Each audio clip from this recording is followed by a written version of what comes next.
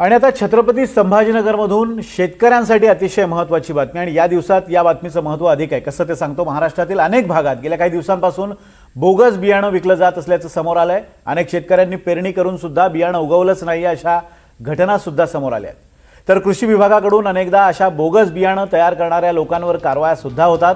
पण बोगस बियाणं नेमकं कसं ओळखलं जातं, शासकीय बियाणं परीक्षण प्रयोगशाळांमध्ये बियाणं बोगस आहे की दर्जेदार यासाठी कोणत्या चाचण्या केल्या जातात याबद्दल अनेकांना माहिती नसते.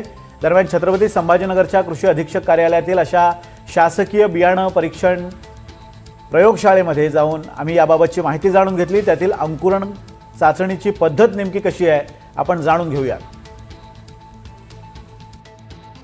ही सगळी जी बियांची तपासणी आहे ती बीज परीक्षण प्रयोगशाळेत केली जाते आणि संभाजीनगरचं हेच प्रयोगशाळा आहे. सर, हे सॅम्पल आले का तुमच्याकडे? हे सॅम्पल तपासणीसाठी आपल्याकडे महाराष्ट्र राज्य बीज प्रमाणीकरण यंत्रणेमार्फत आलेलं आहे आणि प्रत्येक सॅम्पलला हा QR कोड आहे. प्रत्येक सॅम्पलवर याच्यावर दुसरं काहीच दिसणार नाही तुम्हाला. एक यंत्रणेचा लोगो आहे आणि प्रत्येक युनिक कोड आहे.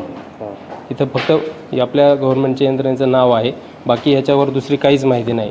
म्हणजे हे सॅम्पल कोण पाठवतंय, कुठून येतंय याची बीज परीक्षण प्रयोगशाळेला काही माहिती नसते. हे पूर्णतः सॅम्पल आपल्याला साथी पोर्टलमार्फत येतं. आपल्याकडे प्राप्त झाल्यानंतर आपण फक्त हा QR कोड स्कॅनरच्या साहाय्याने स्कॅन करतो. स्कॅन झाल्यानंतर याच्यावर एक सिस्टीम ऑटोमॅटिक एक नंबर जनरेट करते आणि तो नंबर आपण या बॅगवर टाकतो आणि नंतर प्रयोगशाळेमध्ये या नंबरवरच पूर्णपणे काम होतं आहे. बरं. हां, आणि हे किती दिवसात द्यावं लागतं असं काही नियम आहे? तसं तर बीज परीक्षण प्रयोगशाळेला सॅम्पल प्राप्त झाल्यापासून 30 दिवसाच्या आत त्याचा रिपोर्ट देणं बंधनकारक आहे. हे स्कॅन झाल्यानंतर पुढची प्रोसेस सुरू होईल. यांना माहीत नसतं की हे सॅम्पल कोणत्या कंपनीचं आहे किंवा कुठून आलं आहे. फक्त आलं आहे ते टेस्ट करायचं आणि त्याचा रिझल्ट द्यायचा. पुढची प्रोसेस काय सर ते सांगा. याच्यानंतर आपण सॅम्पल प्राप्त झाल्यानंतर त्याचं सॅम्पलचं डिवायडरच्या साहाय्याने आपण ते सॅम्पल डिवाईड करून घेतो, जेणेकरून आपल्याला एक जिन्सीपणा यावा त्याच्यामध्ये. त्यामुळे आपण हे सीड डिवायडर आहे. आता आपण ते पुढची प्रोसेस समजून घेऊ. डिवाइड करून घेतो. हे काय असतं? हे सीड डिवायडर आहे. त्याला काय म्हणतात? Seed divider. ओके. म्हणजे दोन इक्वल पार्टमध्ये याचं डिवायडेशन होतं याच्यामध्ये. दोन्ही अर्धे अर्धे होतात.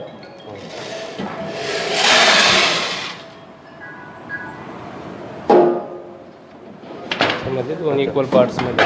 अच्छा, हे दोन अर्धे अर्धे बरोबर. म्हणजे सर्वसमावेशक रिझल्ट यावा यासाठी आपण हे डिवाइड करून घेतो. क्रॉपचं एक वेगवेगळं स्टँडर्ड ठरलेलं आहे. आता हरभरा हा थोडा मोठा सीड असल्यामुळे त्याला आपण बॉटमला 2 पेपर खाली ठेवतो आणि वर सीड ठेवून त्याच्यानंतर 2 पेपर ठेवतो. असे एक आपण 100 सीडचे 4 रिप्लिकेशन तयार करतो. हा त्याचाच भाग आहे. 100 हा जो ट्रे आहे ह्या ट्रेमध्ये आपण ते 100 सीड घेतो, म्हणजे हे इक्विडिस्टन्सला यावे म्हणून. आणि अशा प्रकारचे 4 रिप्लिकेशन तयार करतो. आणि हे 4 रिप्लिकेशनचे हे पूर्णपणे आता हे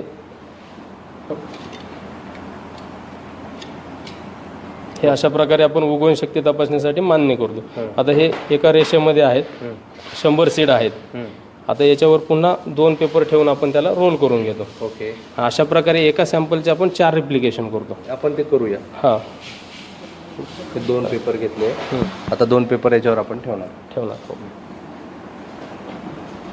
ही सगळी प्रक्रिया आपण समजून घेतोय की बियाणं म्हणजे तुमच्या शेतात येणारे बियाणं बनावट आहे की नाही हे कसं तपासलं जातं आणि ही शासकीय यंत्रणा कशी तपासते हे प्रयोगशाळेत आपण तपासून घेतोय आणि ती पाहणी करतो की नेमकी त्याची प्रोसेस कशी आहे. आता आपण एक हरभऱ्याचं पीक आहे आणि त्याची ही सगळी उगम क्षमता, त्याची सगळी प्रक्रिया ही पूर्ण केली जाते.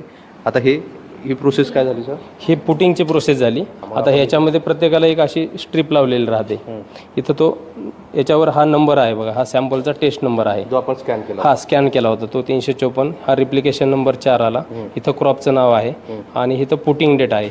हे आजच्या तारखेला 16 तारखेला हे पुटिंग केल्याची तारीख आहे. आणि हे 16 तारखेनंतर ह्या हरभरा क्रॉपला एक स्टँडर्ड आहे. 8 दिवसाच्या नंतर हे आपण उघडणार आणि उघडल्यानंतर त्याच्यात किती अंकुरण झाले हे आपण मोजणार आणि मग त्यानुसार त्याचा रिझल्ट तयार करणार. असे उगम झालेले काही आहे म्हणजे? आहे ना. हे आता आपण 4 तयार झाले ना, बांधून घ्या ना. 4 तयार झाल्यानंतर प्रत्येक सॅम्पलचे हे 4 फोल्डर एकत्र करून आपल्याकडे पलीकडच्या साईडला एक जर्मिनेशन चेंबर आहे. तिथं आर्टिफिशियली आपण तापमान, आर्द्रता आणि सूर्यप्रकाश मेंटेन केलेला आहे. प्रत्येक क्रॉपला जे काय लागतं त्याप्रमाणे सूर्यप्रकाशाची व्यवस्था आहे.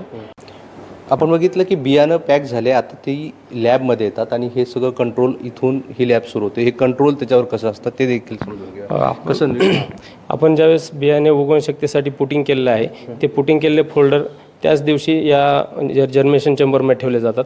या जर्मिनेशन चेंबरमध्ये तापमान आणि आर्द्रता नियंत्रण केले जाते. त्या जर्मिनेशन चेंबरचा हा कंट्रोलर आहे. इथं आपलं पाहता येईल की हा टेम्परेचरचा कंट्रोलर आहे, हा ह्युमिडिटी कंट्रोल आहे. एनी टाईम इथं 24/7 20 ते 25 डिग्रीच्या दरम्यान टेम्परेचर मेंटेन राहते आणि 90 ते 95 डिग्रीच्या दरम्यान ह्युमिडिटी मेंटेन राहते. यात कमी जास्त झालं की ते ऑटोमॅटिक आतली जी सिस्टीम आहे ती ॲक्टिवेट होते आणि ते स्टँडर्डला इक्वलाइज करते. पुढची प्रोसेस आपण बघूया की आता आपण लॅबमध्ये जाऊया आणि ही सगळी जी आपण बघितली की ते बियाणं केली होती, हे बघा जी पॅकिंग झाली होती ती शेवटी इथे आणली जाते आणि ती बियं जी पाण्यात टाकली होती ती उगवलेली आहे. आता आपण जे केलं होतं, आपण कशाचं केलं होतं? हरभऱ्याचं आपल्याकडे आहे इथं हरभऱ्याचं. हरभरा नाहीये, हे पूर्वीचे जे क्रॉप पुटिंग केले आहेत मागच्या तारखेचे, आता याच्यामध्ये ज्वारी आहे. हे जर आपण पाहिलं फोल्डर, आता हे ज्वारीचं फोल्डर आहे. इथं आपल्याला दिसेल बघा, हा त्याचा 184 नंबर आहे.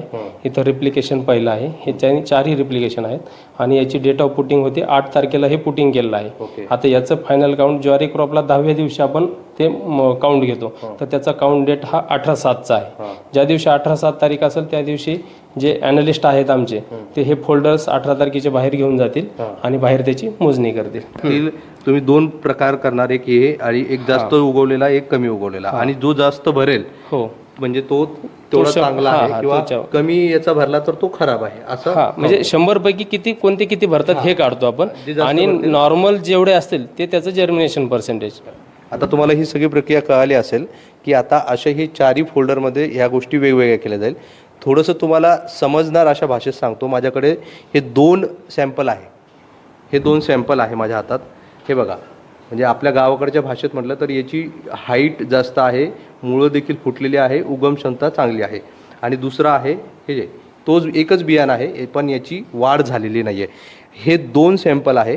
आता हे अशाच पद्धतीने सगळ्या याच्यातून काढले जाणार आणि जास्त म्हणजे 100 पैकी जास्त कोणते निघणार त्यावरून सगळा हा अभ्यास केला जातो आणि त्यानंतर हे बियाणं कसं आहे हे ठरवलं जातं. प्रक्रिया शासकीय आहे, त्यामुळे या सगळ्या प्रक्रिया केली जाते आणि त्यातून शेवटी निकष काढला जातो. त्यामुळे अनेकांना अनेकदा प्रश्न पडतो की तुमच्या शेतात येणारं बियाणं बोगस आहे नाही ते कसं तपासलं जात असेल. तर ही ती सगळी प्रक्रिया आहे जी पहिल्या बीपासून ज्या पेपरमध्ये ठेवले जातात तिथून तर लॅबमध्ये आणि लॅबपासून तर शेवटी फायनल रिझल्टपर्यंत आपण तुम्हाला दाखवण्याचा प्रयत्न केला. आणि ही प्रक्रिया होती शासकीय पद्धतीने, ज्यातून तुमचं बियाणं बनावट आहे, बोगस आहे की चांगलं आहे याचा रिझल्ट लागतो. व्हिडिओ जर्नलिस्ट राहुल चव्हाणसह मोहसिन शेख, NDTV, छत्रपती संभाजीनगर.